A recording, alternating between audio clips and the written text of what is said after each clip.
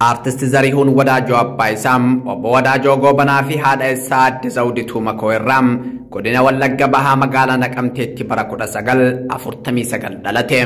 Zarihun jireenya ijoollummaa isaa Naqamtee, Haruum, Shawaa, Mandii fi Gimbitti dabarse.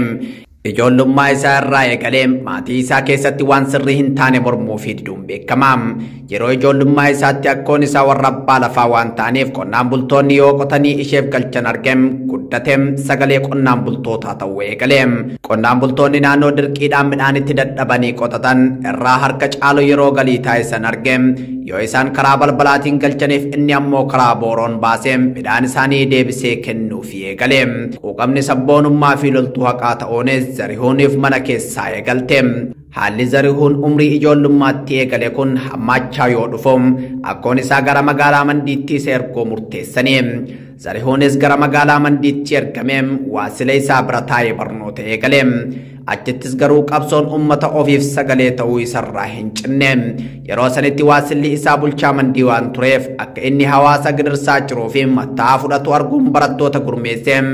Dhaadannoom yegubboo xaaxaa kamandii yuuxaa jedhuun magaalattii keessatti hiriira guddaa waasila isaarratti baase.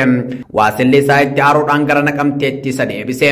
Innis isa deebi'ee tole jedhee hin teenye. Sagalee kiloolee akka qabu ofirratti baruu yeroo sanatti qindeessaa fi gaafatamaa dhimmoota aadaa fi beeksisaa kutaa biyyaa Wallaggaa kan turan Obbo Tasammaa Nagarii qunname. Obbo Tasammaa Nagariifas gara baandii muuziqaatti isa affeeranii. Zarihun Wadaajos walaloo barreessee yeedaleessee qindeessee sirbuu eegale. Qawween qabsoo artist bakka kanatti gateettii fi lubbuu Zarihun itti firoomte. Umrii isaa 12ttis baandii yeroo sana turetti baandii guddattuu Wallaggaatti makamuun gargaaraa qindeessaa baandichaa Obbo Abbaa Caalaa Lataafaa dabalate sirba koottaa aramaa aramnaa midhaan keenya keessaa toofoo bubuqqisnaa coba isaattuu balleessaa akkasumas injiree mataa koo maalu baafna nyaattaa jedhu qopheessuun ummataaf dhiyeesse. Walleen isaa kunis hedduu jaalatamuun Zarihun hojii takkaan akka baay'ee beekamu taasise.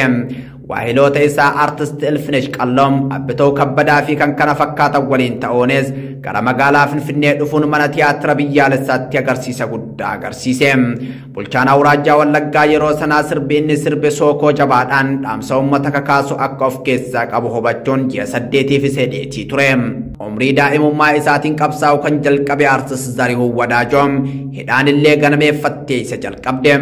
Zarihun hidhame jedhee weellisuu hin dhaabne. Erga hidhaa ba'ee boodas gargaarsa Obbo Tasammaa Nagariitiin gara Finfinnee dhufuun namoota 300 ol faana dorgome tokkoffaa ba'ee Raas Tiyaatiritti qaxarame.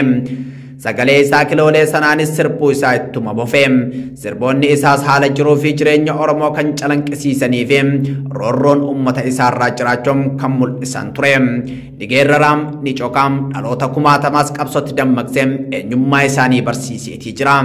Seenaa bu'aa bayii muuziqaa Oromoo keessatti maqaa guddaa kan qabu Zarihun Wadaajoo walumaa galatti albama 8 kan hojjete ummata isaaf gumaache yoo ta'u bara dargirraa kaasee Amboom, Dhidheessaa, Maakalaawii, Qaallitti mana jireenya dhuunfaa hoogganaa kutaa basaasa Itoophiyaa duraanii Kinfee dabalatee manneen hidhaa biyyattii keessa jiran gurguddoo keessatti yeroo 30 ol hidhameetii jira. Ta'us abdii hin kutanne. Oromoo jechuu dhiisiitii manaaf konkolaataa fudhadhuun caljettee ijoollee kee hin guddifattuun osoo ittiin jedhaniin kaayyoon an qabsaa'u mana yookaan konkolaataa ofii fudhachuuf osoo hin taane bilisummaa saba kootiif ijoollee kiyyas ijoollee Oromoo kamirraayyuu addaa miti jechuun qabsootti cichuun dhugaa saba isaatiif sagalee ta'aa jiraachuu filate. Qabsaa'aa artistii fi falmaa mirga namoomaa hangafa Zarihun Wadaajoo dhibee kalee isa muudateen magaalaa Adaamaa Finfinnee bakkoota garagaraatti yaalamaa erga ture booda riifariin waan barreeffameef gara biyya Hindiitti maleetii ture.